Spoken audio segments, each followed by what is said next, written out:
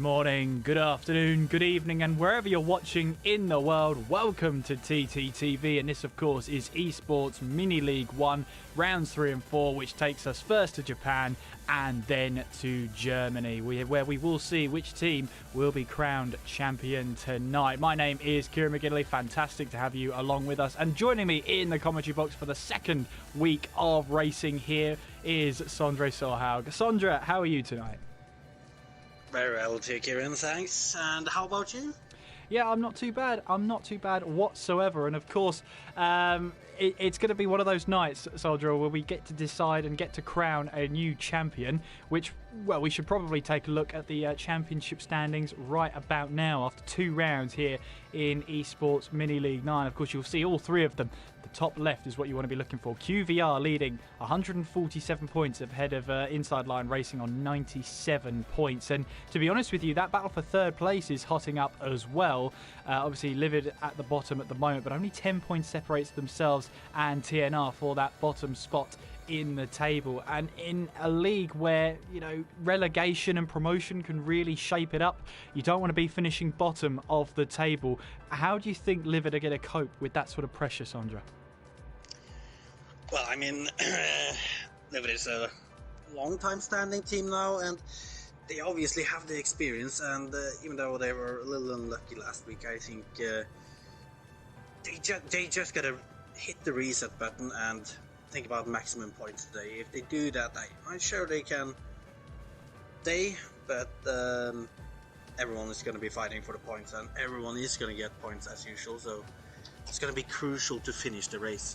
Absolutely. And speaking of points, as you quite rightly said, Sondra, everybody gets to score points so long as you make it to the checkered flag. And it is 25 points for the race win. And it goes down in certain increments until you get down to 5th place, where that's 16 points. Then it goes down by a point each and every time, all the way down to 20th place. But as you quite rightly said, you have to make it to the checkered flag in order to score those points. It doesn't matter if you complete 99% of the race and retire, you've got to pass the checkered flag at the end of the race to score those points. So it's going to be very, very crucial for drivers to get there. And that should probably bring us onto the driver lineup as well. Now, of course, you get 10 spots you're allowed to pick, but obviously you'll only have 4 drivers put forward for the night. So as you can see, a wide variety of talent there, and by the looks of it, Sondra, everyone's making our jobs a little bit easier. Most of them have their 3-letter initial or 4-letter initial at the start of their name, so it's much easier to identify. I can see Zach in there in the lobby. I believe he is QVR, so that's one of them that doesn't have the letters in front of their name. Dropia is also QVR. Mr. Nathan, he'll be racing for PMP. We've got Corey there, who I'm just trying to find him on the sheets here. Now, it's always a case that sometimes teams have very late changes. ILRT. And is it ILRT? Ah, yes, it is. It is Corey. So he's racing on another account. And then we have us at the bottom there as well, who unfortunately you're going to have to deal with for the rest of the night. Hopefully you've joined James and Aidan for the first part for Esports Mini League 2 as they rounded off that one.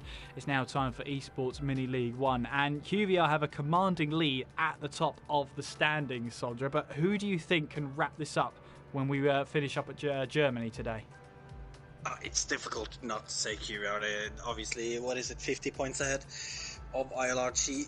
And from what I can see on the grid here, QVR is running with most of the same guys, if not all the same guys. So I gotta put QVR as my favorite, but can't rule out ILRT yet either.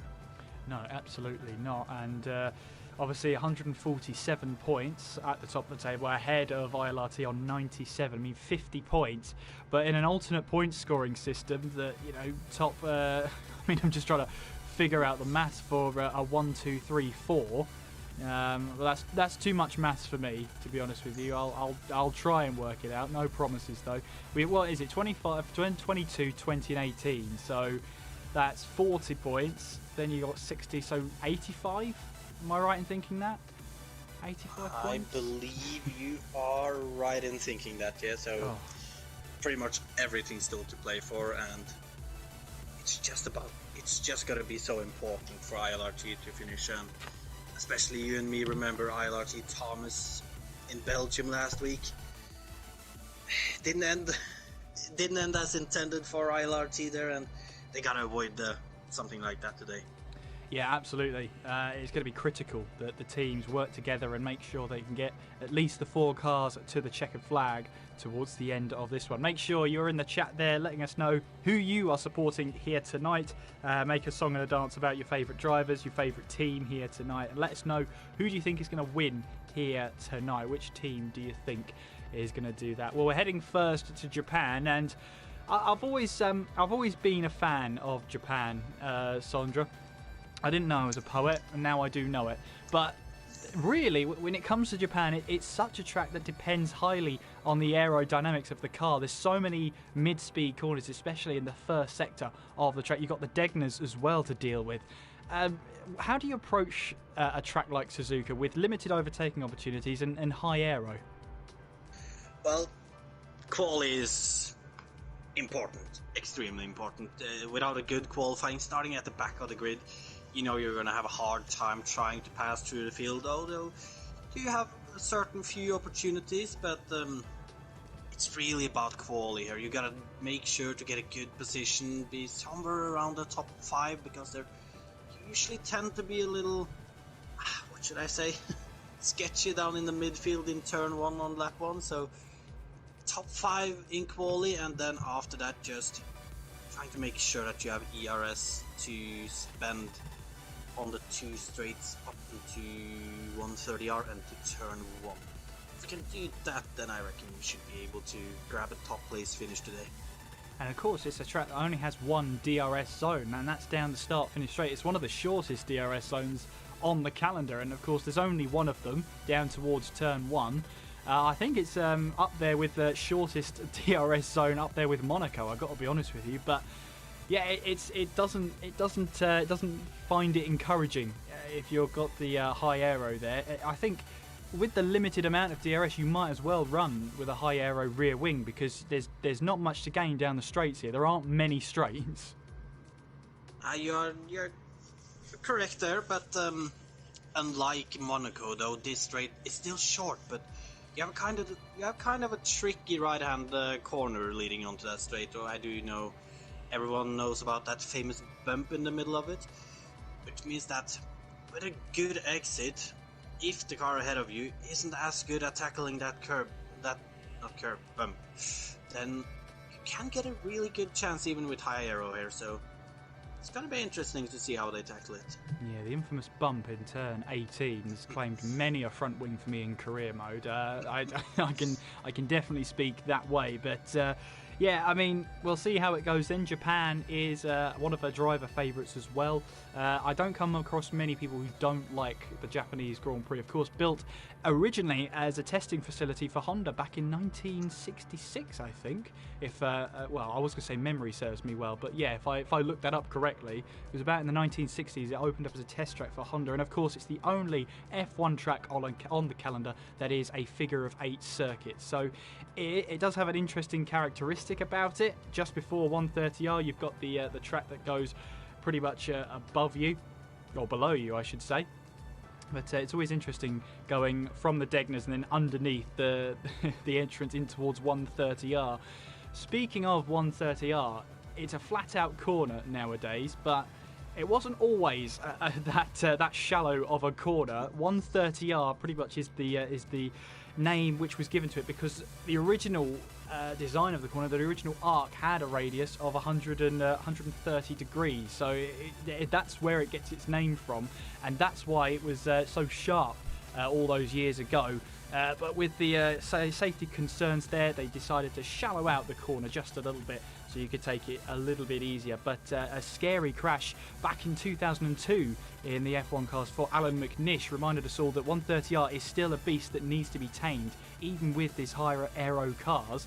I mean, we've come a long way since 2002, but I would say those cars were low to the ground, had a good amount of aerodynamics behind them, and still, it is a beast that needs to be tamed. Well, they did have a good amount of aero already in 2002, but you gotta remember though, like it's not just the aero, it's also the tires. You have more grip with the tires nowadays, and really is, when you go through that corner, you do notice that it's not much of a slip up you need to do, but it's definitely not as it used to be. I think the most important thing about 130R these days is to not scrub up too much speed through the corner. It's so easy to overcommit in towards 130R and really steer the car in. You have to be really gentle on the controls in order to not brush off that speed, especially when you're going along in 8th gear.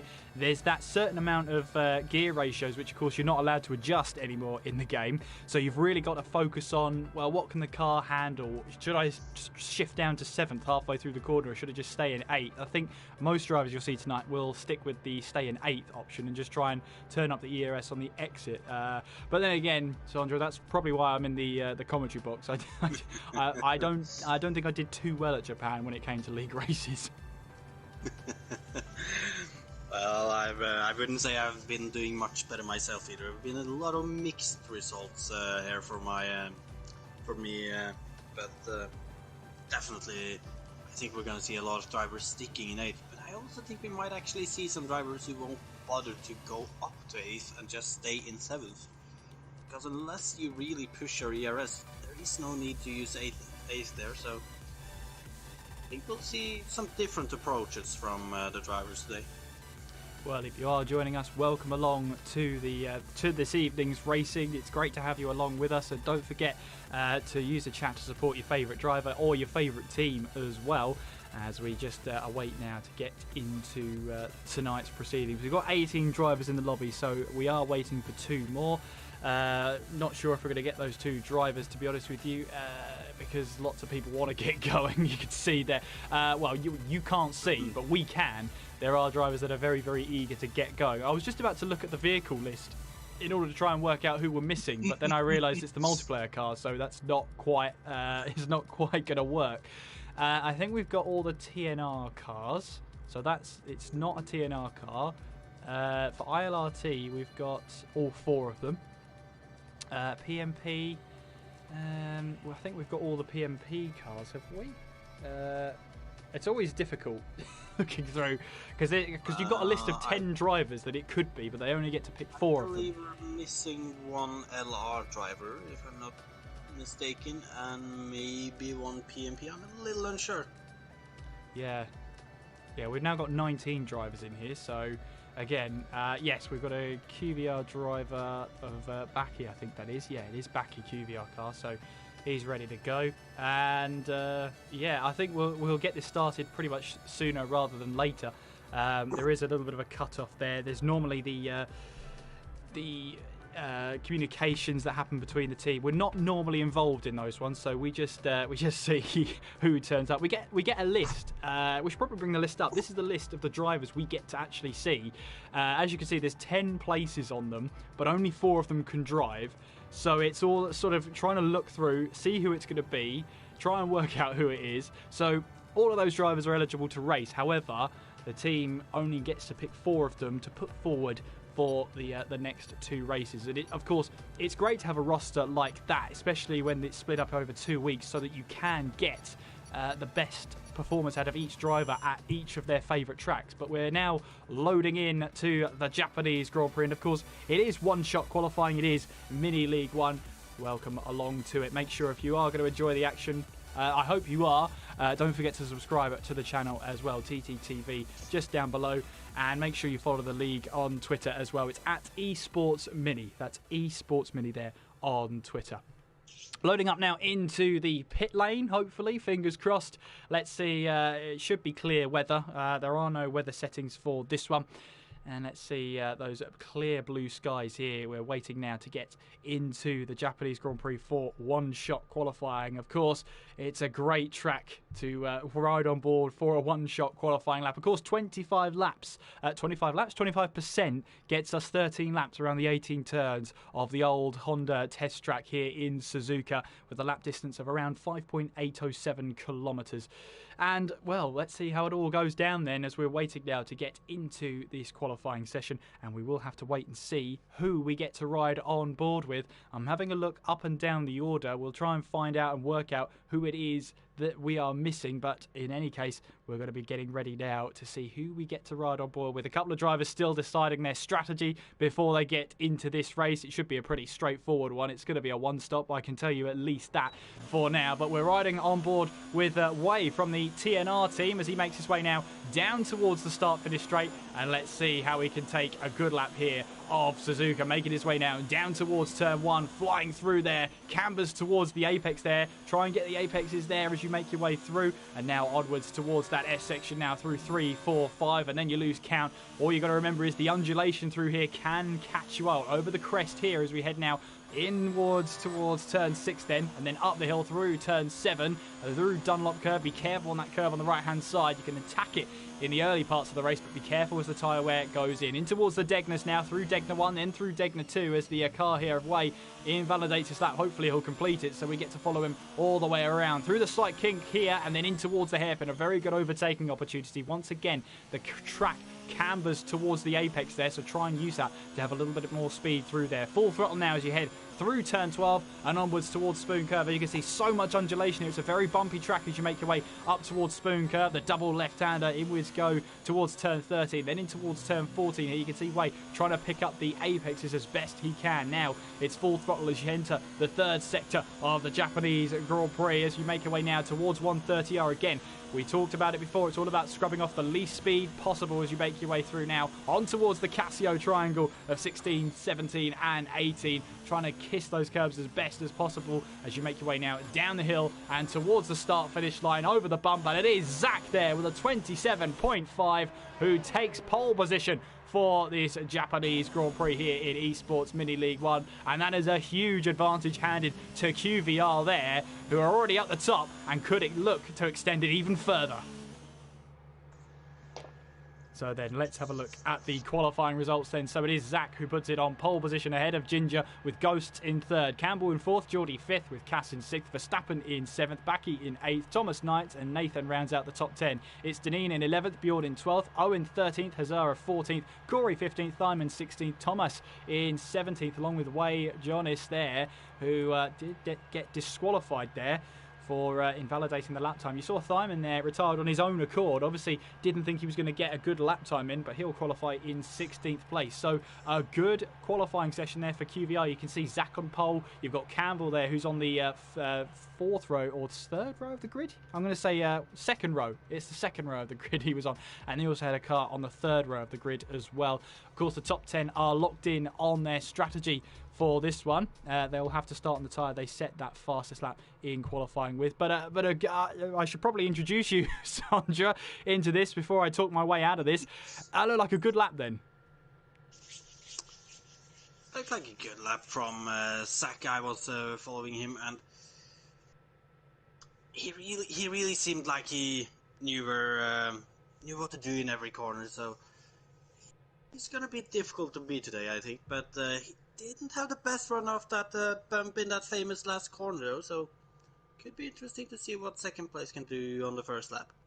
Absolutely, as we await now to count down in towards the race here tonight. We get onto the formation lap here for Esports Mini League 1, round number 3. And of course, the multiplayer cars means those livery designs and those livery editors who are working so hard to get the best livery on their car. We get to see them in all their glory. And QVR cars there, I believe, locking out for the top 4 spaces they can inside the top 8. So that is a huge and strong qualifying for them. Just to take you through the predicted tyre strategies, well, soft tyres here till about lap 6 to 8. That's when the pit window opens.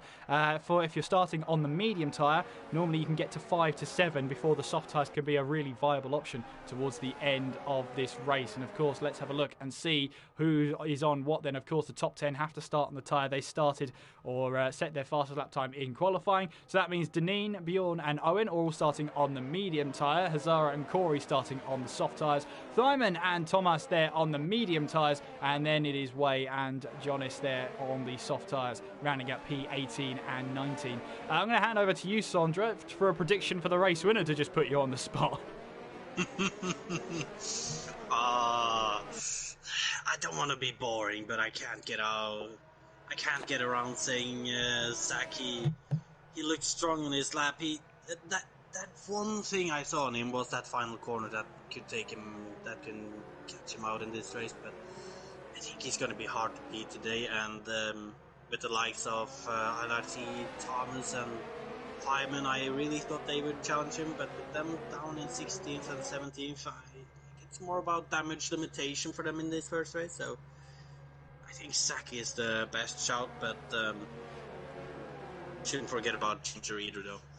Yeah, and of course, Ginger there, he's starting on P2, and of course you get the inside line in P2. If you can get the start spot on, you've got a chance there of trying to take the lead in through turn 1. Of course, Thyman and Thomas did invalidate their lap times, or at least Thyman retired on his own accord, didn't think he was going to set a good lap time, with Thomas invalidating the lap altogether and starting down in P17. It's going to be a big job for them to try and get up the order. Remember, every single position in this race scores points so long as you make it to the checkered flag, and Zach now able to take his place on the starting line on the left hand side of the track and the racing line down towards turn 1. You've got Ginger there who'll be taking his place on the first row there, and the second position on the right hand side, and theoretically the inside line for the corner, but on the dirty side of the track. And in true mini league fashion then, it's 5 red lights, they'll go out and will go absolutely nowhere. We're waiting for this one, the clutches are in, and we'll go racing at some point.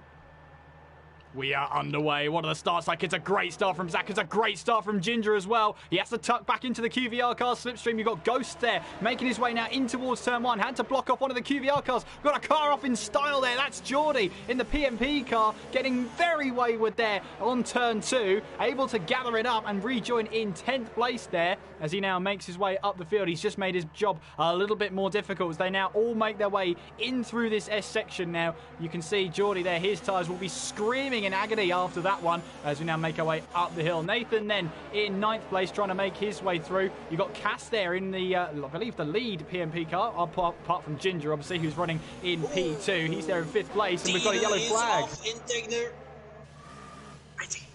I'm not completely sure what happened there, Kieran, but it looked like he was going to try to make it move around the outside in Digner one on Simon, and got squeezed a little on the grass, it looked like, and it's just, I don't know if that would have been a good move to try, but he tried. He did try it, and he's now down in 19th place. I believe he's got front wing damage because he lost the back end as he was trying to recover. We've got more trauma in the background. We've got Hazara, who's going a little bit cross-country there. And it looked like a little punt from Simon in the back, going into Spoon there, and he was out on the grass. He's out on the grass there. Meanwhile, Ginger is right on the back of Zach then as we make our way in towards that infamous bump. Then down the hill we go. Zach then still leading after a dramatic first lap here in Esports Mini League 1. It is Ginger in second, Ghost third, with Campbell in 4th place there. We've got cars in the pits. We've got Geordie, Bjorn, Thyman, Wade, Jonas and Hazara all into the pits, and I'm sure Deneen will be added onto that list very, very shortly. We've got battle here between Cass and Verstappen here, I should say, as Verstappen in QVR moves his way up to 5th place, but Cass is right on his gearbox here as we make our way through. I think Cass is struggling out there with his tyres. He got a massive amount of understeer going through turn 5 there, not what he wanted. Now heading his way up through the Dunlop curve. We've got Thomas then, who's in 7th place, the highest running TNR car at this moment in time, making his way in through the Degners now. Through Degner 2 we go. He's got Nathan behind him, and also Backy in 9th place, one of the QVR cars there. And look at that, QVR got through the field relatively scot-free. You've got Zach leading the way, Campbell 4th, Verstappen 5th, and Backy, the lowest running QVR car, down in 9th place. They really had the start they needed there today, and obviously they are aware of the championship situations. And with the start, maybe ILRT has come a little good out of it, considering a few drivers has been on track, but QVR is definitely in a perfect position right now. Well, we got Ginger, meanwhile, trying to close in on Zach, making our way now down towards that Casio triangle. Zach still leading the way, but of course DRS will be online next lap in this race. Zach can hold on for the lead for just a little bit longer as he sets the fastest lap of the race at 1:30.5 there from the PMP car. Let's see if he'll try a move down there. Now you can see he stays in 7th gear all the way down that main straight in towards turn 1. Meanwhile, Campbell in the other QVR car here is making his way now. He's right behind Ghosts, one of the Livid cars, as he now makes his way through. We've got Thomas and Owen into the pits there. Now, I wonder if that's a scheduled stop. Either way, they're now making their way down the pit lane. So now Geordie gets a couple of positions handed to him there. Meanwhile, Thomas here is still trying to get a move done on Cassia, who's following him all the way through, up through the Dunlop curve and onwards now towards those two Degner curves then. And look at that. You can see as they go through Degner 1 how much curb they actually take to try and just take advantage of whatever curb they can. Now heading up towards the hairpin, which is such a great place to overtake. Just ask Kamui Kobayashi, eh, Sandra? We remember those days. He didn't have many moments, but he did have a lot of moments in that one corner. He did. Absolutely. Meanwhile, then Baki in 9th place. He'll be looking to try and find a way past Nathan here. And of course, there is a little bit of understeer going on in through the spoon curve there. Those front ends are not as pointy as they were in qualifying, and that could be down to the fuel. LRG Thomas is about to make a move on PMP. Geordie going up to the spoon. He's going to try to go for the inside line. He's going to stay behind for now, actually. Gonna wait till this next straight leading up to 130R. He looks like he gets a slightly better exit than Geordie. He's pushing as they go up the hill here, going towards 130R. He's gonna go for the inside line, or is he gonna stay behind and go for the dive bomb right after? Look at this, he takes the inside line and down the inside. Oh, contact made! Contact made between Thomas and the PMP car there. Owen slips his way through, and Geordie gets a massive tank slapper because of the contact there down that main straight. There goes Thyman then, who makes his way through, and we'll try and move on Bjorn here. Bjorn seems like a sitting duck down the straight there, but of course he didn't have any DRS going down there. Yeah, big contact between the two cars there of Thomas and I think that was Geordie in the end there, between the two of them going through that Casio triangle. No doubt that unsettled Geordie's car and sent him around there. However, he's still running there in P15. Yes, and he gotta remember there is still, 9 more laps to go, so he can still make up that gap and get a few more points. But I gotta say though to Kieran, I really hoped I had a better camera angle because I did not see the punt that well. No, I was simply riding on board. That's all I had to do. Owen, meanwhile, is trying to chase down Thomas then as he makes his way now through that long turn 12. You've got Baki as well, looking to just put that pressure on Nathan for now in the PMP car, making his way now on towards the Casio triangle with Thomas there in 5th place. Zach and Ghosts are into the pits then. So too is Baki, making his way in towards that pit lane there and slowing it down all the way to 80 kilometers per hour there. And it's a very difficult pit lane to come into because it's all downhill, so you've got to try and get that braking zone absolutely spot on, otherwise you'll get yourself that instant 5-second slap on the wrist penalty there in the pit lane. Nathan really sticking to the track there nicely, trying to chase down Thomas here. We've got lots of cars in the pit lane, so let's see where they all rejoin. You've got Baki there, who's currently Thomas in 10th is going to make a move on the inside on Cassidy in turn 1, and he goes right by him, but Cassidy is going to try to fight back. I just don't think he has the tires to do it though. No, well, Thomas has got the move done then ahead of Cass. He will go, and into 8th place goes Thomas. Meanwhile, Bjorn there in the livid car trying to chase down Baki, who's just rejoined into this race on a new set of medium tyres. Then he'll make those tyres go to the end of the race. Meanwhile, Bjorn pitted in very early. We've got yellow flags in Sector 1. We've got someone off in the S section, and it is Corey who's off then. That is, I think that's just after turn 5, and it is. And I don't know whether he had a little spin on his own there, but he has rejoined. Looks like there's no damage to that car, so he will be able to run on in this race. He will. Oh! You said that a little too early, as he right after spins it in the Dunlop curve with the dirty tires, and there he's out. So he's out of the race then. First retirement in this race is Corey. So no points for his team in this race, at least for that car. Meanwhile, Nathan is looking for a move then. Thomas makes him go the long way around in towards turn 1. You can see there Thomas had the right idea, and Sandra and I were talking about that move down the inside into turn 1, which is so crucial. If you're going to defend the inside line. Meanwhile, Owen is on the back of Cass then. Owen has the DRS for the ILRT car as he moves to the right hand side and makes his way now down towards turn 1, and he has got the move done. Meanwhile, Ginger has moved ahead of Zach then. Now that could be a crucial one because now Ginger is in the net lead of this race. Oh, Oh, he is, and I gotta look at that move. He actually was on the outside, Kieran, going into turn 1, but he let Zach outbreak himself a little, and then just made a switchback work to grab him in the next corner.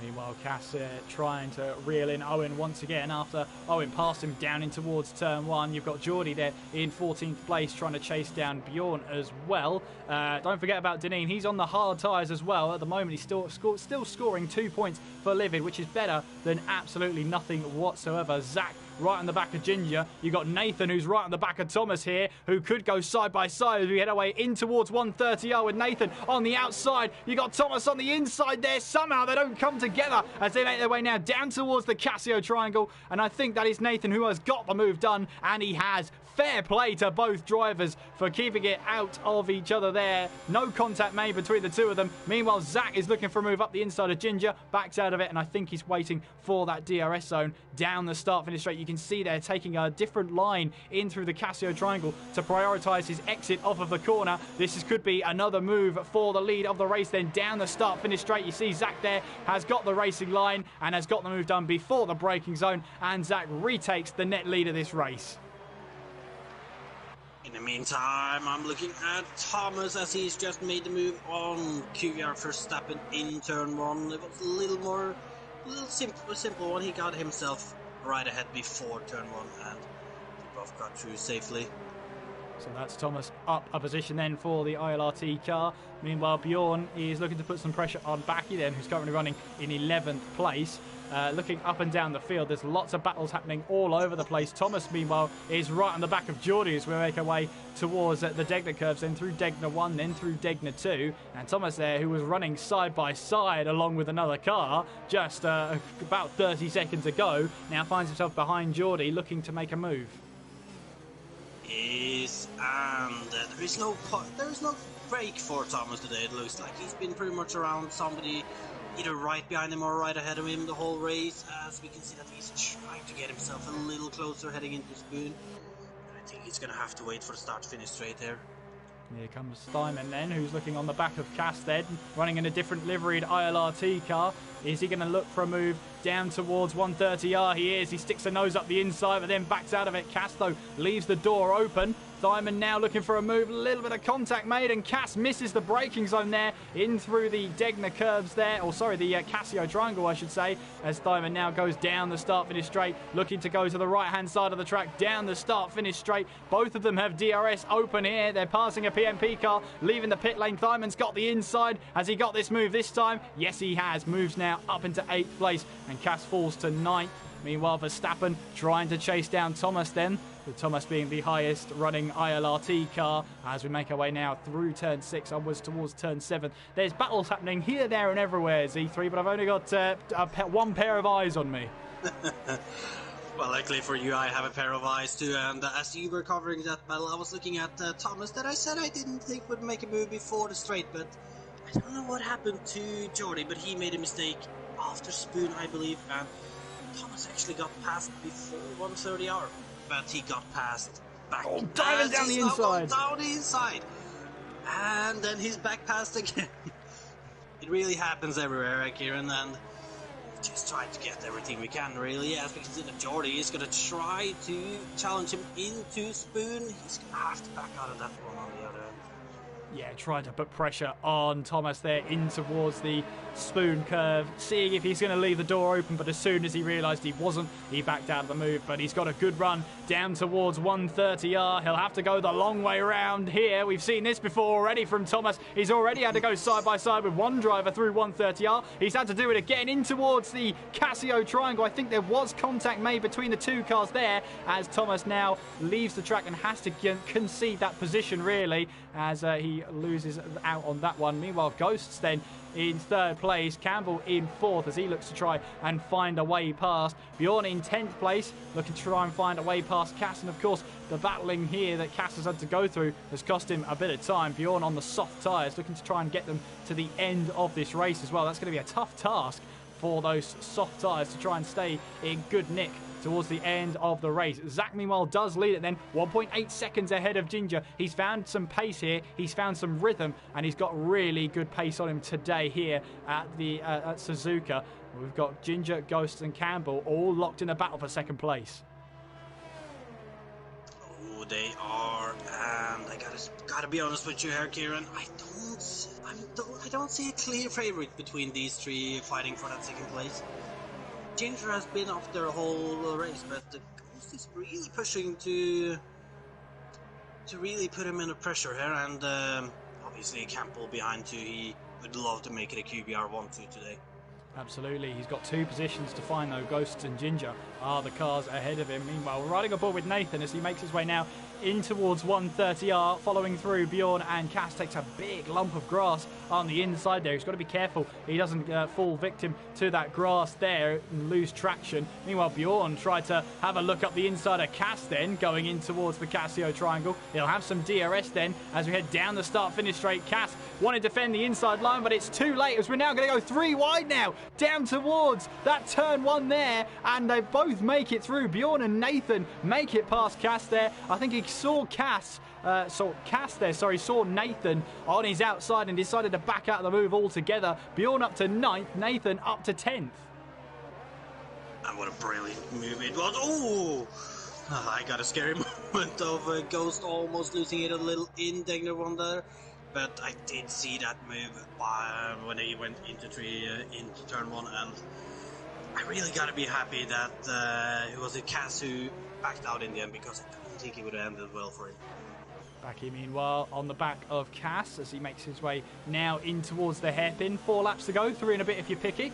Zach leads the way by 2.5 seconds ahead of Ginger, with Ghosts and Campbell following closely behind. Backy's got a really good run here as he makes his way towards the spoon curve, but all that momentum and really nowhere to put it as he now makes his way in through that second part of spoon curve. Down the hill then we go towards the Casio triangle once again. Campbell, Ghosts and Ginger still locked in battle for that second place. Ghosts might have a good run here if he treats the bump with respect. He might get a good run down towards turn 1. It is a very short straight to use that DRS, but look at the momentum he's building up here, staying in 7th gear. It's just not quite enough as he makes his way in through turns 1 and 2, but he's making it clear he's going to be on his tail for the rest of this race. John is here on the back of Geordie, had the DRS open, but nowhere to put it because Geordie also had the DRS, so that just made Jonas' life a little bit more difficult to try and get that move done. Verstappen there is trying to chase down Thomas in these closing few laps. We've got Nathan there who's dropping positions. He's in the gravel. I didn't catch that either, but what a shame for Nathan though, after running so well in, what was it, P10 around there? To then down to P15 after one small mistake, but that's how racing is. Ghosts, meanwhile, still on the back of Ginger, and as Ginger's trying to focus on this battle for second place, he's losing more and more time to Zach up ahead. 2.9 seconds now is the gap between the two cars there. Zach leading the way, and obviously if you don't get much coverage whilst you're leading the race, that's probably a good thing, as he leads the way by just under 3 seconds there. Backy, meanwhile, on the back of Cass as he makes his way in towards that spoon curve, and again trying to keep everything nice and in line, heading down the hill and towards 130R. Ghosts, meanwhile, only a 10th behind Ginger this time around as he makes his way through that Casio triangle. Zach will start the penultimate lap of this race very shortly. There it is now, 2 laps to go. As you can see, Ghost there doesn't get a good run out of the Casio triangle there. He lost a lot of ground on Ginger up ahead of him, and that is where Ginger is able to stay ahead of the livid car right now. Ghosts has got to try and find a better way to handle that bump in towards the Casio triangle. He really does have to find a better way to handle it if he wants to make a move for it on this. I think his last attempt will be this lap. On the final lap, I can't imagine that he's going to be able to actually make that pass. Well, time will only tell. We've only got about 8 kilometres left of this race, and we'll have to see how the cars will handle that pressure. Verstappen, meanwhile, still trying to chase down Thomas in the closing stages of this race, as those soft tyres now for some of these drivers are at 10 laps old. They'll be sort of 11 laps old by the end of this race, maybe even 12. So that's quite astonishing that they've held them on this long. Backy, meanwhile, looking for a move up the inside of Cass. thought about it, but stayed behind him for now. That was a really good opportunity to stick it up the inside, but he wasn't confident enough that Cass was going to leave the room. Of course, Cass doesn't have to leave the room. He doesn't need to. Backy, meanwhile, has got a great run going through turn 12, but again, going towards Spoon Curve, you really don't have anywhere to put that momentum. If you have it, you've got to wait and see if you can try and make a move in towards the Casio triangle with that momentum. Backy will want this move done because he's got a PMP car ahead of him and a PMP car behind him. Let's have a look as we now make our way in through 130R. You can see Cass holding on. Backy looks to the left-hand side of the track. He'll be on the outside on the entry, but he'll have the inside line for the exit. As you can see there, Cass over-committing through the first part, makes him get the apex for the second part of the Casio triangle. But look at the run that Backy has then. Down the start, finish straight. He's going to get that move done, but he's got to be careful of Geordie behind him, who's using that extra toe to try and make a move down towards turn 1. But there's nowhere Geordie can go, and Backy now moves up to 10th place. We're on to the final lap here of this race. Zach leads the way as he enters now the second sector of this track, making his way now in towards the second Degner. Jonas, meanwhile, on the back of Cass, watching this battle from afar, ready to take advantage if something goes wrong up ahead of them. Verstappen still trying to chase down Thomas here ahead of him. That is for 5th place. Ginger, in the meanwhile, is in the middle of this sandwich between Ginger and Campbell, looking to try and take advantage. But Zach here, making his way towards the Spoon Curve, really only has a couple of kilometres to go, if that. Making his way now through the second part of Spoon Curve. Down the hill, he will go 3.3 seconds is his advantage over Ginger. And another win on the board is all but to be confirmed for QVR, making his way now on towards 130R for the final time. And then on towards the Casio triangle as well. It could be another win for Zach, and a prediction that Sondra has got right. Zach makes his way now through the final corner and across the line to take the win here in Japan for QVR. Ginger will cross the line in 2nd place. Ghosts hold on to finish in 3rd.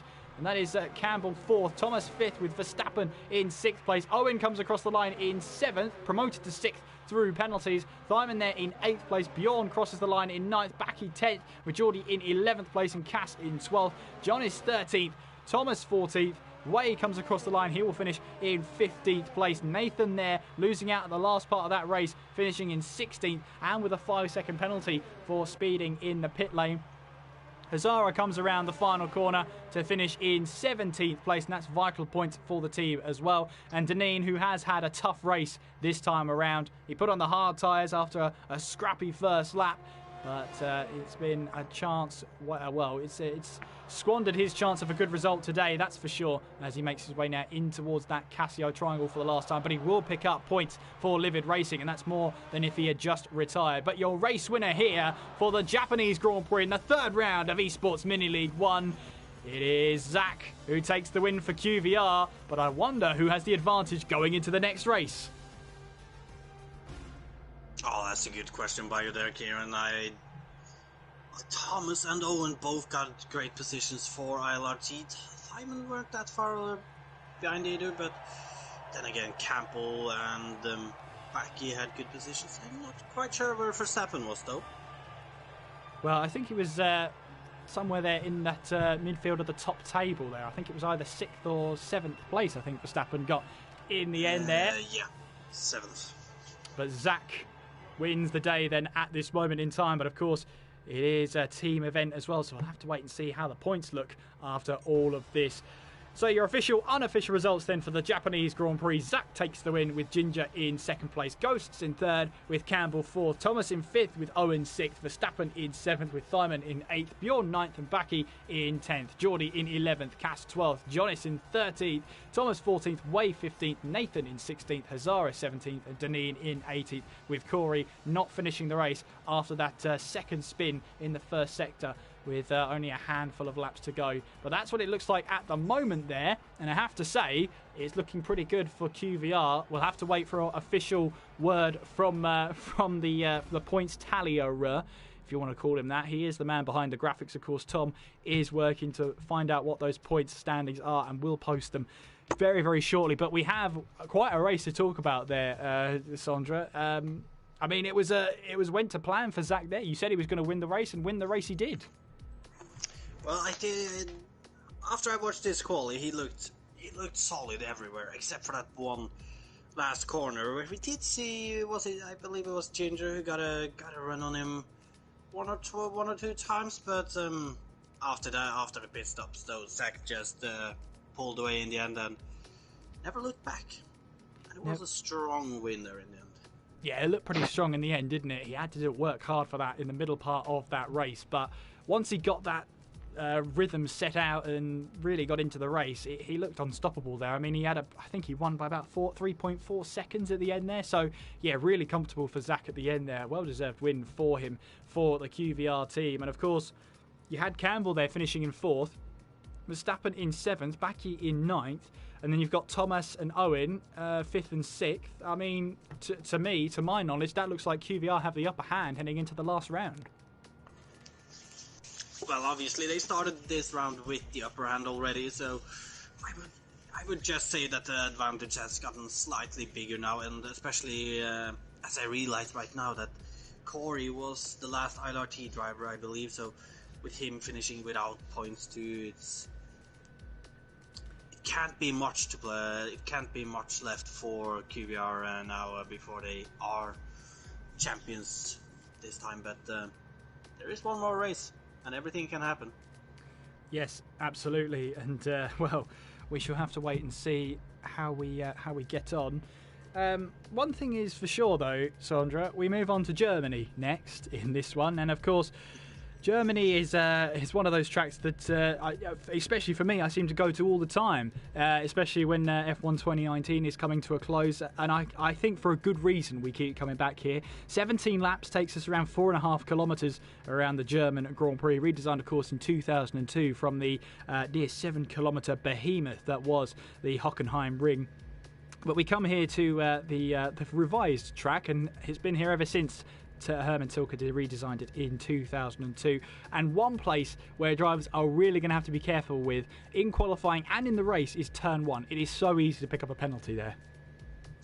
It is, and the thing about that corner is obviously it's incredibly high speed you need to carry through there, and you can't get it on the inside through the corner or the outside after, so you really got to hit the apex spot on to actually get a good run there. And that's, of course, what you just mentioned, that a lot of drivers are going to struggle with it. And another thing about that corner is obviously that if you hit the curb a little wrong, you easily go out in a spin too. So it's going to be interesting to see who tackles that corner the best and who ends up in the wall. Yeah. Hopefully no one. Well, hopefully no one, yeah. I mean, there's 2 DRS detection points, 2 activation points. Heading in towards turn 1, you've got the first detection zone, and then you've got the DRS activation point up towards turn 2. You've got a separate detection zone and an activation point down through Parabolica, that's with a K, on towards the hairpin of turn 6. And that is really where we're going to see most of those overtaking moves in towards turn 6. You've got such a difference of speed. It's such a long, extended DRS zone. You've got the DRS zone after turn 1 to get you close to the car in front, and then it's all about trying to get past them down the long curve straight, if you like, of Parabolica down towards turn 6. Yeah, you do, and it is really there we're going to see the most overtakes. You might see a couple of overtakes towards turn 2, but usually the drivers just tend to use that DRS to get them as close as possible to make the move stick properly in towards the hairpin. But there is a small straight after the hairpin though, leading into a flat out right-hander before we get into the little more twisty section, and we usually tend to see some overtakes there too, so by no means is the battle over if you make an overtake into the hairpin. Absolutely, and of course Tom's working hard in the background to work out the points. Of course, any points here are of course unofficial. There will be a stewarding process after tonight's proceedings have finished in order to see which results stand, where they if there are any time penalties to be handed out after the race, all that lovely jargon that honestly, Sandra, that you and I did it once and decided, you know what, it's not worth it. Well, I'm assuming you're talking about back in the day when we were both racing in TTL then. Maybe.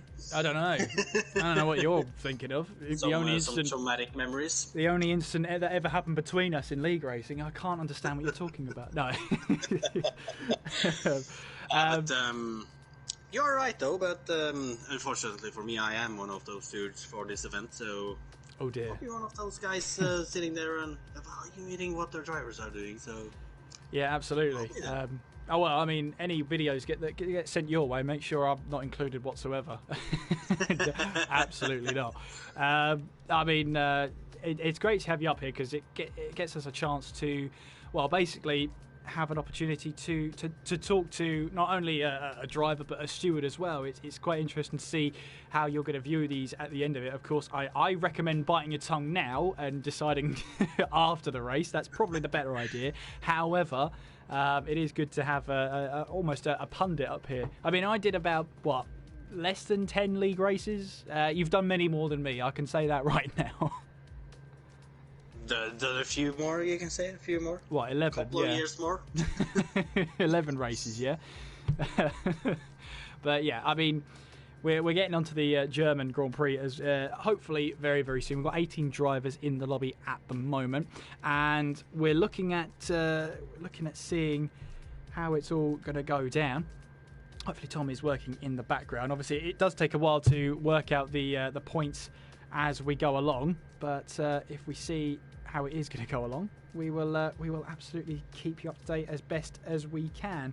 Obviously, as we keep saying that all the points scored are all added up. Every position scores points so long as you make it to the checkered flag, which means for the ILRT team, they had one driver that didn't make it to the checkered flag in Corey, and so they're effectively a driver lighter in those point standings when they get added up at the end of this race. So we shall see how that adds up towards the end of it. Remember, it is, what did I say it was? Maximum you could score? 85 points, wasn't it? So if it was 85, wasn't 85 for one race, yeah. So the way we've got to look at it is if QVR have outscored ILRT by, 35 points?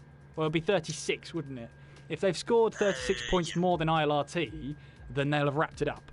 The problem is we've got to work that out. And we know from experience in Mini League that I don't do the points for a reason. I think one of the first Mini Leagues we did, I think it took me about 5-10 minutes to announce the winner, and everybody had already put it in the chat who had won. I was like, no, it's not official.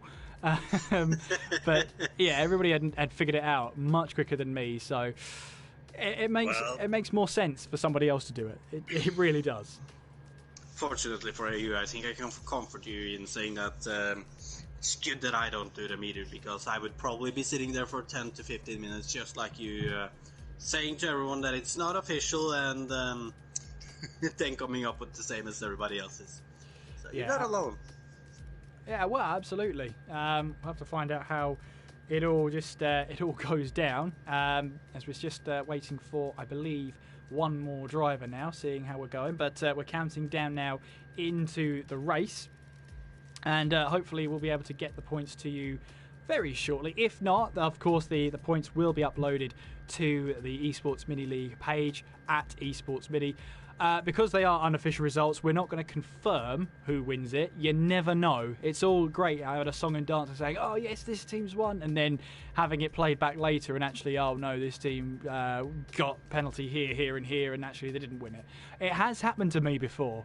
I don't want it to happen to me again, so that's not happening again. Anyway, we're getting into the German Grand Prix now, as one-shot qualifying awaits us here, and as I say, it's a track that lots of people enjoy. I bet you enjoy as well, Sandra.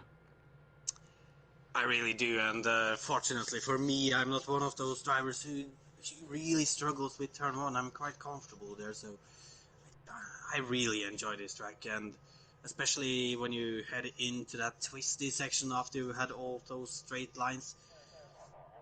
I just really like this track, and don't really know how quite to explain it, but really don't feel uncomfortable any places here. So it's a great track for me, and it's an historic track too. Absolutely. We have got some unofficial points in the chat there if you want to go and have a look. Obviously, we'd love you to have a look there as we now count down in towards this one. By my calculations, then, unofficially at the moment, QVR 88 points ahead. Which to me, if my maths is right, of 25 plus 22 plus 20 plus 18... that's well, we'll get onto that later. Anyway, we're running on board with Thomas here for the ILRT team as he makes his way in towards turn 1. Such a tricky corner to get absolutely spot on, but it looked like he got it just about right there and not get himself a penalty. Now heading up towards turn 2.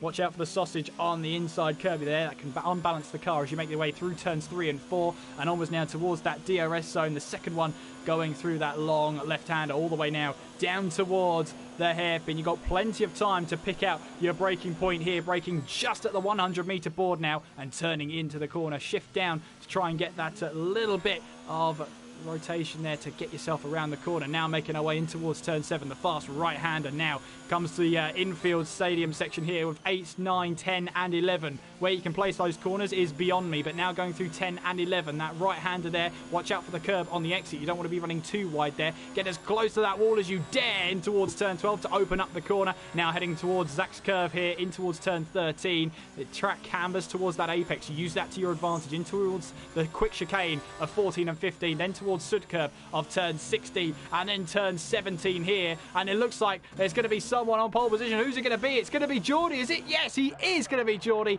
by just about half a 100th of a second there. He steals pole position away from Zach there on that final straight. Thomas there in third place. And as you can see, down the order, a lot of drivers disqualified from their lap.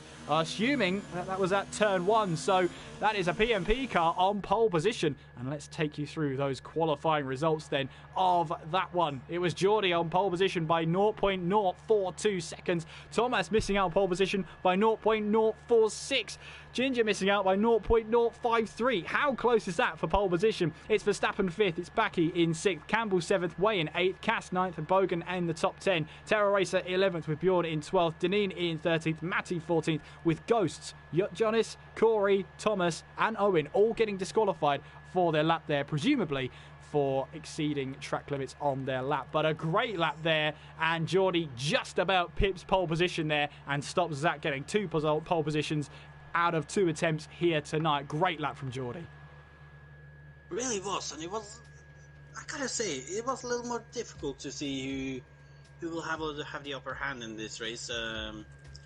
Obviously with 4 drivers within, what was it, half a tenth? Yeah. Just over half a tenth is absolutely amazing. It looked like Zach and Thomas were really the strongest drivers in the first sector and also the second sector, but Geordie looked like he really got something out of the car in that last sector that those other didn't, so it's gonna be a little harder to predict the winner today, but do you want to go? I think Zach could make it 2 out of 2, but he's got a PMP car to deal with as well. So that is where his problem lies. You've got a great run down towards the hairpin. If you can get that move done into turn 1 and try and run away with it, that is your best chance to try and make your way through. But meanwhile, we're now getting underway for the formation lap here for the German Grand Prix. Like I was saying before, the maximum you can score in an esports mini league race for the 4 cars is 85 points, and QVR lead by 88. Now, of course, it is unofficial, but if that's the case, then mathematically QVR cannot be caught by ILRT. So, I mean, if you're QVR, do you treat this as your celebration race? Obviously, it's all unofficial. You never know what could happen. I think there is 2 cases in this race, and I think Zach, he's gonna treat it like any other race. He's obviously in second place. He's up there as always, and he's definitely gonna try to go for a win. The other cars, I don't know. Maybe they'll relax a little knowing that. And of course, here's your strategy here for the German Grand Prix. If we bring that up on the screen, lap 4 to 7 if you're starting on the soft tyre, and then that should take you to the end of the race. If you're starting on the medium tyre, the pit window opens on lap 19 and closes on lap 12, and it is a short run on the soft tyres to get you to the end of this race and the end of Esports Mini League 1. Of course, this is our final race of the series and the final race of tonight, and we'll hopefully see some good racing here at the German Grand Prix at the Hockenheimring. As you'll see, Geordie making his way through Zach's curve, and of course that camber towards the inside really helps you turn into the corner, carries a little bit more speed through there. But Geordie now making his way through Sud curve, through turn 17 and onwards towards the start finish line to take his place on the grid. Again, the grid positions here promote that second place as the inside line, but this time around, you've got a much more clear racing line that you get to start from. Geordie taking his place on the start-finish line here, pretty much on that first grid position. But we are moments away from round 4 here at the German Grand Prix of Esports Mini League 1. And of course, in Mini League fashion, the 5 red lights go on, they'll go out, and then we'll start the starting procedure. Clutches are held, and we'll get underway at 1 point.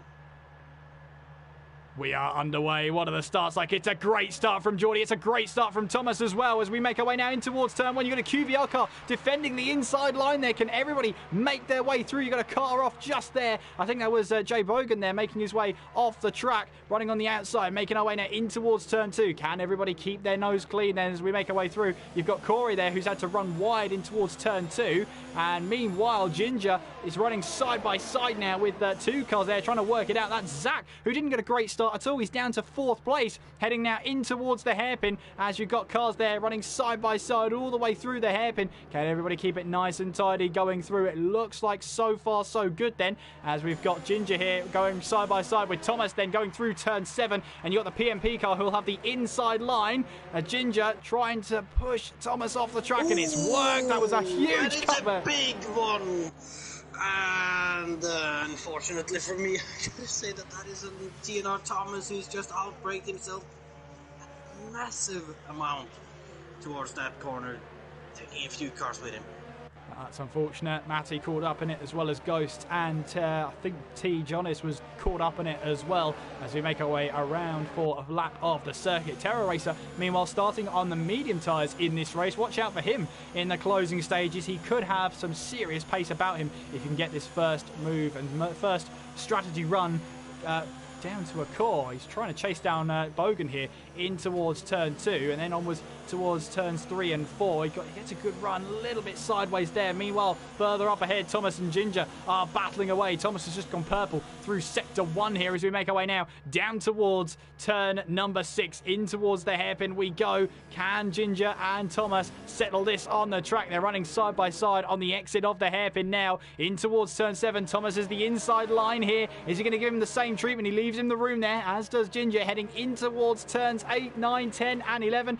Great respect between the two of them, and that is the PMP car who has to be around the outside, gets onto the curb, and that allows Thomas to pick up the position. Thomas now up a position into P2, and Thomas really making that move stick there. It was a lovely move and great racing between the two of them. Oh no, Ginger's lost the back end going through Zach's curve, and he's lost a huge amount of time. Now, that looked pretty unnatural to lose the back end like that. Was there contact? As we've got another PMP car of Terror Racer around at the final corner. Well, that looks a little interesting with 2 PMP cars out so closely together. Could be an issue of setups here. I don't know. Oh, somebody, who is that? That is LR in the wall in turn 1, Kieran, and that is our first victim of the day. Well, he's still running at the moment in through turn 1, but let's see how he carries on through here. Meanwhile, we've got a battle between Thomas and Geordie now for what is the lead of this race. Thomas now takes away that position from Geordie then, and it is an ILRT car leading the way. Meanwhile, Cass and Backy battling away now out of turn 6, onwards now towards turn 7. And Cass has made the move stick on Verstappen here, but he'll want to try and get that move done back as soon as possible. Way, meanwhile, up in 8th place, trying to keep his cool here as he's got his livid car rival of Bjorn at the back end there as we make our way in towards turn 12, onwards now towards 13. Through Zach's curve, and Bjorn just putting that pressure on Way then as we make our way through. Meanwhile then Thomas leads the way then out of the final corner and onwards towards to start lap number 4 in this race. Campbell into the pits then on lap number 4. This looks like an early stop. In fact, this is when the pit window is open now for the soft tyre runners. We've got yellow flags in sector 3. That looks like Deneen who's in trouble again. Yes, he is. He's doing a bit of cross country at the moment. That could be that front wing not treating him well. He did pick up a massive amount of damage in turn 1 there. But nonetheless, though, QBR Verstappen is right on the back of Tinar Jabogin, heading down towards the hairpin. He's going to go for that inside line, and he's going to take away that position quite easily, unless Jabogin is going to try to make something happen up towards this next corner. He does have the slipstream, but I think it's going to be a little too difficult as they head towards this left-hander, and he's too far behind. Zach getting away past his teammate there of Campbell. Upper position he will go. Meanwhile, Bjorn and Owen there battling away in towards turn 6 there. Owen putting on the squeeze and Bjorn saying no thank you. But Owen just about holds on there again. He's trying to hold the inside line for turn 7 there, and Bjorn tried to get him a move there. The door wasn't open. He tried to force it open there, and that was just not happening for Bjorn there. He had to give that one up. There was just no way he was going to make that work. Thomas, Verstappen, Bogan and Cass all into the pits as meanwhile Baki stays out. So too does Geordie, who now inherits the lead of this race. And of course those drivers now will go onto a medium set of tyres that should get them to the end of the race. Zach meanwhile is in 10th place. He stopped very early. In fact, tried to get the undercut on all of these cars. Let's see how that's going to work. There goes Verstappen there. There goes Thomas as well. So Verstappen getting that's Thomas getting a good advantage over Zach there, but Zach has made up for what was not a great start from that position he was in. Qualified P2 all the way down to 4th place by the time the hairpin came about. He was, and he's done a brilliant strategy here, managed to get himself in a better position now, and you can see that all the QBR drivers are in great positions as they seem to be every time in this event, Kira. Yeah, absolutely. The 3 QVR cars there running, I believe that's 6th, 7th and 8th there. So it's great to see them running in formation. They've got 3 positions that they could gain from Geordie, Corey and Baki. Bjorn is going to go for Mudo on Owen. He can't really get it to stick here though, but he's not going to give up on it as he's going to go side by side into this fast right-hander. As Owen manages to somehow keep it around the outside, and he has the inside for the Sax car, and he's going to regain his position there. Yeah, Owen holding on there to try and hold on to that position. Meanwhile, the 3 QVR cars have got a decision to make in terms of team orders. How do they all go through? Meanwhile, Zach up to 4th, Campbell 5th, with Verstappen now up into 6th place. Terror Racer then, who started this race on the medium tyres, found himself wayward out of the final corner there of Sud Curve, but now in the lead of this race. Thomas though only 3 seconds back, and of course that PMP car does have to stop again in this race. Bjorn then, this is take 3 then of this battle between the two of them. Bjorn finds the move around the outside. He'll have to go, but he's got the DRS. He moves into the inside to defend the corner. You've got the PMP car of Ginger trying to now make his way through on fresher tyres. Now Bjorn and Ginger go side by side. That was a battle I was not expecting in towards turn 7. Now we've got turn 8 coming up. Ginger is on the outside with Bjorn on the inside. Has Ginger got that move done? He'll just need to try and get that edging ahead, and he does. Ginger then up to 11th place there. A nice move on Bjorn, and just opportunistic driving to take advantage of that one. Really was, and like you, didn't see that one coming either, but I think it might have helped Bjorn out a little by getting past Owen those, as you could see that Owen just couldn't find any gaps going through that hairpin. Bogan taking a little bit of Bogan taking a little bit of IndyCar line going through the final corner there, taking a bit of track limits there, but I'm sure he would have got a warning for that one. Lap 7 here of the German Grand Prix. We're riding on board with Bjorn as he wants to try and get this move back done on Ginger. Meanwhile, Campbell up ahead. Verstappen gets a little bit onto the grass as he's trying to chase down his own teammate. The three of them here have a huge decision to make. Obviously, they're going to be working together here. Bjorn, meanwhile, what's going to happen here between himself and Ginger down towards the hairpin? Bjorn doesn't go for a move this time around. Owen a little bit too far back to try and take advantage there as we now head our way towards turn 7, and the three of them will stay in formation like they will the QVR cars running in 4th, 5th and 6th. Really showing team domination here today. Yeah, absolutely, as we've got yellow flags in Sector 1. That's Deneen who's out of the race. Unfortunate for him, but it's not been his day today, unfortunately, and he now retires down there in 19th place, and where Livin needed those points, they're running one car lighter in this race once again. They are, and it's not going to make it easy for them, obviously, fighting that fighting in that drop zone down in the standings. It's going to be difficult for them, but they still have 3 drivers left to fight their battle, so hopefully they'll be able to do something. However, Bjorn is stuck in this battle with Ginger, not Jordy. He's a little further up ahead. Yeah, Thomas takes the lead of the race then. Move on Terror Racer. I don't think Terror Racer put any real effort into that one of defending. He knows he's on different strategy to Thomas there, and wastes no time in just letting him go through. As you can see, the 3 QVR cars separated by just over 1 second there in 5th, 6th and 7th. The other QVR car of Baki is trying to find a way past Way and Bogan there, both for TNR. Way gets a little bit too deep into turn 8 there, but of course there's nowhere for Verstappen to really put that car. He's just got to try and keep the momentum running through all the way to turn 12, then towards turn 13 as Zach's curve. He's also got Corey right behind him in one of the ILRT cars here, making our way in towards that Zach's curve. Keeping the inside line, trying to find that apex. Thomas sets the fastest lap of the race at 1:13.5. As we now make our way on board with Baki here through the final corner and onwards towards that start-finish straight. We're on lap 9 here of the German Grand Prix. And Thomas leads the way from Terror Racer and Geordie. Meanwhile, we're still riding on board with Baki then as he makes his way now up towards turn 2. Of course, thinks about a move up towards turn 2. However, doesn't try and go for a move. He knows the best opportunity is through Parabolica with a K.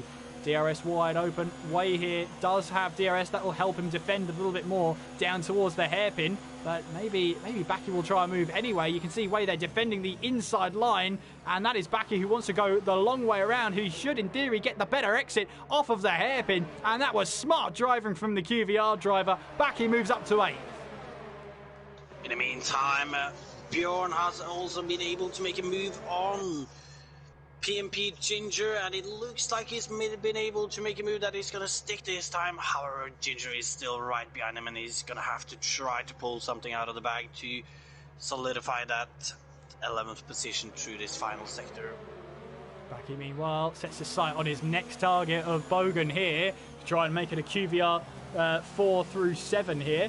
As we make our way now in through the final corner, lap 10. Thomas still leads from Terror Racer, who's yet to stop in this race, with Geordie in 3rd, Verstappen 4th, Zach in 5th, Campbell 6th, Bogan running in 7th with Baki in 8th place. DRS all the way up towards turn 2. You can see there Bogan, I think, is backing out of that. He wants that DRS going in towards Parabolica. Now around the outside through turns 3 and 4. Has that plan worked then? With the it has worked for the driver there for Bogan. That was smart driving from him. So hold off, let Baki go through, then have the DRS all the way through the Parabolica down towards the turn 6 there. Great bit of driving from Bogan there. Meanwhile, Ginger gets his way back past Bjorn in towards turn 6. He now moves up to turn 11. And Bogan showing here he's got a wise head on his shoulders there. Knew exactly what to do.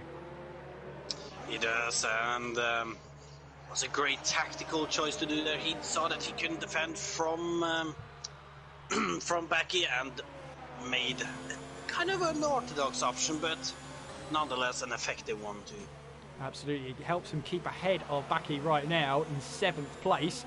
But Baki, I'm sure, will be wise to that one and try and see if he'll replicate that move a lap later as we now head on towards turn 1 once again. Down the start from the straight, very short start finish straight before you're straight into turn 1. You're thrown in there as you make your way now up towards turn 2. Bogan can't quite try that tactic again. He's under real pressure here as we make our way in towards turns 2, 3 and 4. Then through the parabolica of turn 5, as now that DRS will open up for the QVR car, closing on the TNR car down towards the hairpin here of turn 6.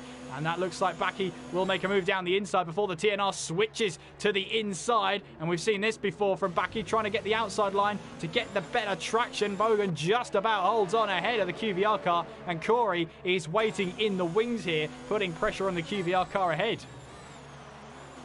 Yes, and we can see Jabogin really using all of the tactics right now to be able to stay ahead of Baki. And so far successful, but can't see him being able to do this for 6 more laps though.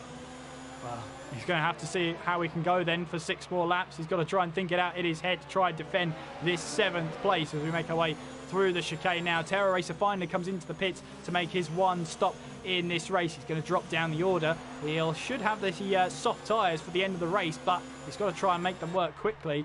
And of course they will be much more wearing in this race as I think that was 2 drivers there getting time penalties. Baki was one of them. Didn't quite see who the other driver was. I think it was Bogan who got the 3-second time penalty as well. And that will motivate Baki to try and get this move done. Now he's much closer to Bogan as we make our way down Parabolica and onwards now towards turn 6. Looking for an inside move, and again Bogan cuts him off there, down towards the hairpin. This time the QVR car leaves plenty of space for the TNR car, and this time Baki, with the superior traction, gets up into 6th place. And Bogan there, try as he might, just could not keep that QVR car back. He couldn't, but he's still right behind though, and he can still get back at him. In the meantime, Bjorn and Ginger are still fighting away too, with Bjorn trying a switch back in the hairpin there this time. Couldn't get it to work this time around though. Thomas still leads then, 3.5 seconds ahead of Geordie, and Verstappen in 3rd. So now it's a 3, 4, 5, 6 for the QVR car. So they will be the highest scoring team at this moment in time. But we're making our way now in towards turn 1, onwards towards turn 2. Let's see how this goes on for the rest of this one. We have 4 laps to go, or 5 laps to go I should say, 4 if you're picky, as Thomas leads the way ahead of Geordie and Verstappen. Zach is close behind. We've also got Corey, who could try and have a move on Bogan. He's got to be careful about way behind. 7/10, he will have the DRS on him. Now heading through Parabolica and onwards towards the hairpin. Bogan obviously closing in on Baki ahead of him. With Baki ahead of him with the DRS, Corey's going to have a much more difficult time of trying to get Bjorn down the inside, and will Ginger try to get him back up into this left-hander we're coming up to in a few moments? I don't think he's going to be able to get close enough, and Bjorn will have this move sealed for now, but we've seen this before though, Kieran. Yeah, he's going to have to try to keep him behind. Yeah, this battle is not over there, although Ginger did not get a good run through turn 11 there. Caught the curb on the inside, that's cost him time, and Bjorn might try and sail away into the distance if he can. Thomas then starts lap 14 of this race. 4 laps to go here in Germany as he now makes his way up towards turn 2. Meanwhile, battles around the track. I think the QVR cars are happy where they are at the moment in 3rd, 4th, 5th and 6th. Just trying to get to the checkered flag now. Meanwhile, Corey wants to try and get past this TNR car of Bogan in 7th place right now. And of course, for TNR, this is crucial right about now as they headed into this race. Obviously, there were 90 points, 2 points between themselves and Livid. They needed to get as many points as they possibly could. And so far, so good. So far, so good, but there's 3 more laps and everything can still happen. Right now, it is looking good though, as we can see that Jabogin is still kind of keeping up with Baki here, so we can still get some good points for my team. Yeah, no bias from the commentary box, obviously not. Lap 14 then. Oh, no, it's all right, don't worry about it. I think you got away with it. Ginger, just under 3/10 behind Bjorn then as he makes his way now on towards turn 12. He's managed to reel that gap back in after that mistake earlier on in the lap, and now making his way towards Zach's curve.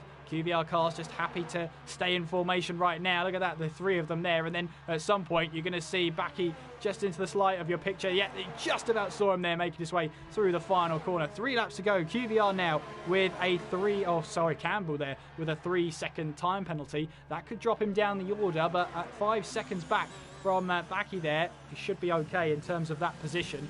However, Baki and Bogan also have 3-second time penalties. We'll have to see how those penalties affect their positions at the end of this race. They've been awarded by the in-game stewards, and of course, if they're called to the out-of-game stewards, if you like, then they might have more time penalties. You never know. You never know who's going to be called up to the stewards' office after this. Oh, as Ginger sends it down the inside on Bjorn into the hairpin. And that's not the first time, Kieran. It's not the first time, and with a couple of laps left, I'm going to guess it's not going to be the last time. Cass and Ghost battling out on the exit of the hairpin, and Cass just about gets ahead in towards turn 7, gets the move done. Meanwhile, Ghost doesn't think this is over, in towards turn 8, tried to go up the inside, but no way through. Cass holds firm and holds on to P14. He does for now, but I can assure you that Ghost is not happy with that 15th. He's going to try to get everything he can. Meanwhile, you've got Corey here trying to chase down Bogan once again in towards turn 1, but only this time Bogan is slightly outside of DRS range. Look at that run through turn 1 that Corey got, though, as Bogan runs a little bit wide. So Corey will take 7th place, but we've seen this happen before. Bogan second through that detection point. He will have the DRS down this straight here and in towards the hairpin. Through Parabolica we go. Corey will move to the right-hand side. No, he won't, because Bogan then moves to the right-hand side. A little bit of a dummy there from Corey, and now he gets the move done. Corey tries a switchback. That didn't happen. That didn't work, and Bogan gets the move done. Meanwhile, Bjorn now up the inside of Ginger. Ginger trying a switchback then on the exit of the hairpin, and it looks like he's got the better traction and will retain that position. A big attack from Bjorn then down the inside, but Ginger's able to hold on to that one. Bjorn now around the outside in through turn 8, and they're still battling through, and Ginger just about holds on to that one for just another lap. And he knows now Bjorn is a serious threat to that 10th place. He's got to try and hold on as best as he possibly can. He will, and in the meantime we have the 2 drivers of LR Ghost and PMP KZG fighting further behind 2. They had some side-by-side action. Oh, as Ghost goes into the rear of KZG, and that is front wing broken. That's gonna make it difficult for him now. Yeah, misjudged his braking point completely, didn't he? All that battling, all that concentration. The hard part, he was doing really easily, but he just couldn't stop that car in time, missed his braking point, and now he's going to see that opportunity to try and get up a position ahead of the PMP car, just drift away. Unfortunately, he's got to be careful as well, because his stopping power won't be as good in the closing stages of this race. Meanwhile, Corey, has he finally got the move done on Bogan? Then out of the hairpin we go. No, he gets a little bit sideways, and Bogan just about holds on there, as Corey still in 8th place in this one, as we make our way now up towards turn 8. As you can see now, Corey trying a move up the inside in towards turn 8 there. A little bit of contact made, and Bogan is able to hold on, but we'll just watch here. Thomas making his way around the final corner to take the win here in Germany by a clear 5 seconds. Thomas wins here in Germany, with Geordie coming across the line in 2nd place. And look at that, all in formation here, crossing the line 3 by 3. It's Verstappen, Zach and Campbell. Baki will cross the line in 6th place, with Bogan in 7th place. Corey in 8th, Way in 9th. He's now promoted up to 7th through penalties there, with Bogan in 8th. Bjorn now up to 9th. Ginger 10th. Terror Racer 11th. Corey in 12th. Owen crosses the line in 13th place. Cass in 14th. Ghosts in 15th place. Promoted up to 14th place there, with Cass now finishing in 16th place. Then it's Thomas and Matty, 17th and 18th. Thomas in trouble at the start, put on a set of hard tyres to get to the end, and he now finishes in 17th place, with Matty there coming around the final corner, who will take the last point scoring position. But your winner here for the German Grand Prix, Thomas, back on the top step for ILRT. Really pulling out what he needed today. Unfortunately, the team just couldn't outdo QVR on this last race, as we saw them all going over the line except for Baki in formation. However, Baki was right behind them. certainly looked happy about it. Absolutely, as the 3 QVR cars cross the line there, I think they know it's all but confirmed. But for now, Thomas will be celebrating on the top step of the podium, getting another win to his already impressive tally. But QVR, what a team they are this time around, really consistent all the way through and locking out positions 3 to 6. An incredible drive from all 4 of their drivers. In the meantime, your unofficial results for the German Grand Prix. It is Thomas who gets onto the top step of the podium with Jordi second and Verstappen in third. Zach in fourth with Campbell fifth. Baki in sixth with Wei in seventh. Bogan eighth. Bjorn ninth. And Ginger in 10th place. Terra Racer in 11th. Corey in 12th. Owen 13th. Jonas in 14th. Ghosts 15th. Cass in 16th. Thomas in 17th. Matty in 18th with Deneen.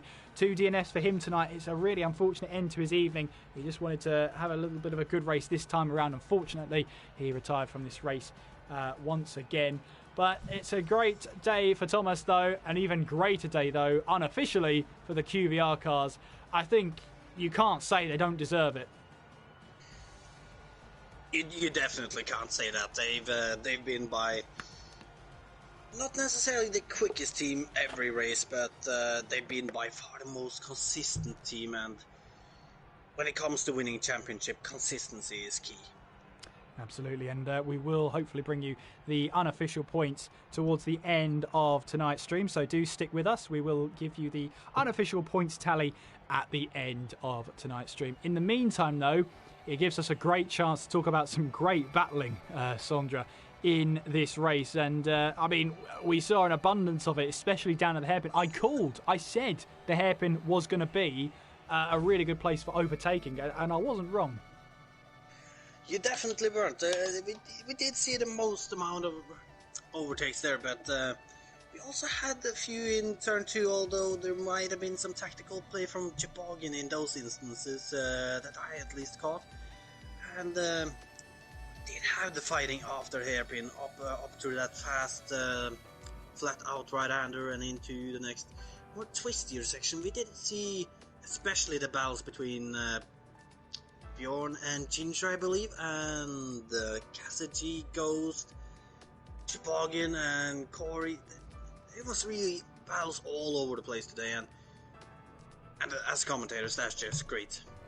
Absolutely, it's what we want to see. Great battling out on track, and we were certainly provided with that here tonight. A great night worth of racing. Hopefully you've enjoyed it as well, and hopefully your team has done a really good job. Just to say, all the drivers here do fantastic jobs every single time. I have to say, when all the points matter, you can really see that teams and drivers really motivate themselves to finish these races, and that's the important thing when it comes to esports mini league. It's not necessarily how many wins your team can get, it's how consistent they are, and I think QVR proved that this time. Of course, Zach won in Japan, but Thomas won here for ILRT in Germany. And I think it really punctuates the point that you've got to have a team that's really consistent high up there, rather than have one driver winning every race and your other 3 drivers struggling. Definitely. The QBR guys, they just dominated as a team, and we saw Thomas, especially for ILRT, he was up there every race. And how many races did he win in the end? 3 or something, I believe? Yeah, it seems, I think it's 3. Maybe not. Yeah. Well, it was definitely 2, the first and this last one, but it doesn't help enough if you win races if your team doesn't do well as well, though. Yeah, and again, that's one of the most important things about Mini League, is the consistency. Obviously, we have to say a big thank you to Tom in the background as well. He's the reason you're seeing all of those graphics, all of those replays, and all of those stats on the screen. So big thank you to him. If you want to see more of streams like that, make sure you tune in tomorrow for the season finale of TTL F1 League 1. With myself and James covering, I think it is the Brazilian Grand Prix, if I'm not mistaken. So make sure you do join us for that one tomorrow. Make sure you subscribe to the channel below. Hit the notification bell so you're notified every time we go live. And of course, we go live next tomorrow at around about 8 p.m. BST. If you want to follow the commentary team, you can if you really, really want to. At KS McGinley for me. Good luck spelling it. And, well, it's even tougher with Sandra's one. Go on. brace yourselves. At TNR_ZE3EXER. Yeah, good luck. Good luck with both of us. Good luck finding us. I'm sure if you type in ZE3 on the search bar, you can find him very easily. With me, not so much. But we do have some official points tallies here for you in the chat. QVR 285 with PMP on 175, ILRT on 173, oh that rhymed, TNR on 128 and Livid Racing on 106. Of course, they are the unofficial results. Hopefully the official results will be up tomorrow, so make sure you're following at Esports Mini to find out the official results, which will be published tomorrow. But thank you very much for watching tonight's stream. We hope you've had a great time. We hope you've enjoyed the commentary and the racing as well. And remember, tomorrow night you can join myself and Mr. James Head for the season finale of TTL F1 League One. But I must say as well, thank you to Sondra for being a great commentary partner in this one. It's not often we're in the commentary box together, but I think we did all right. I'd like to think so myself, and I want to say thank you to you for having me doing this. I really have enjoyed my time here these 2 weeks. Well, great stuff. That's what it's all about. And thank you as well for watching along with us and putting up with our commentary styles. It's a tough one, I know. But anyway, thank you very much for watching. And until next time, I've been Kieran McGinley. And I've been Sondra Sorak. Take care of yourselves. And we will see you next time.